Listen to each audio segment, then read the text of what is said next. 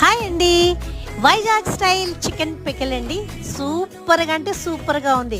2 స్పూన్లు ఈ పచ్చడిని వేడి వేడి అన్నంలో కలుపుకొని తింటే ఆగండి ఆగండి ఆగండి ఎంత బాగుందంటే శభాష్ శోభ అని నాకు నేనే అనుకున్నానండి.